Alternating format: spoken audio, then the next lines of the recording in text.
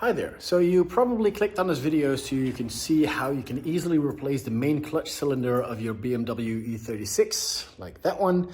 But the downside is there is no easy way. The upside is I'm going to show you how to do it anyway. So usually when a clutch goes out, it is either your clutch itself, or if you're lucky enough, it is the secondary cylinder which is bolted against your gearbox. Now I've already tried swapping mine out and it still wasn't building pressure, so it is time for me to replace the main cylinder.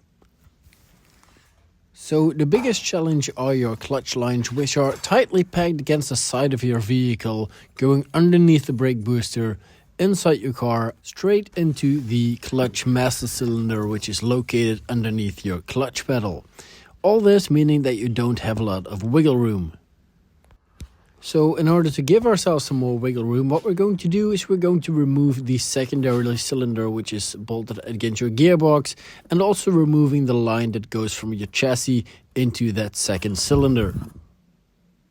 Once the line has been disconnected, we are going to remove the supply line that goes into our master cylinder, which is located at the top of the brake fluid reservoir. And as you can see, I used an old bolt and some fuel line to prevent brake fluid from spilling onto my chassis.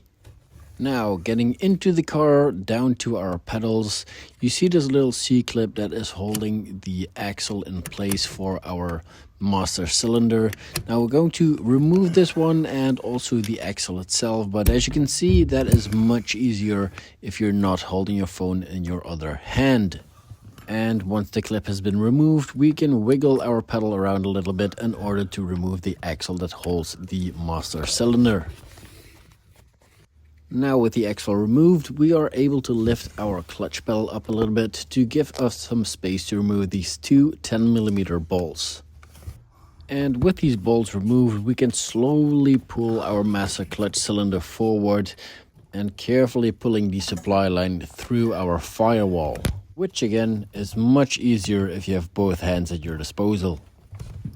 Now with the supply line out of our firewall, we can start to rotate our master cylinder, removing this little clip which allows us to pull out the high pressure line. And even though we removed most of the brake fluid, make sure that you always use a paper towel or anything to prevent any leaks into your carpet. And in most cases, assembling is the opposite of disassembling your units, and this was no exception. However, I did realize that putting everything back together was much easier after you have removed the brake light switch from its bracket, which if you don't know how to do that, I will show you that in a separate video, but it makes stuff way easier to do this.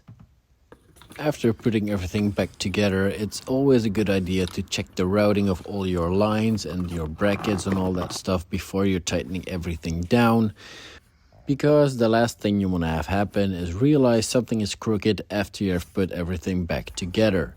Ask me how I know. I really hope this video will help you out sometime in the future, and if it did, make sure to drop a follow.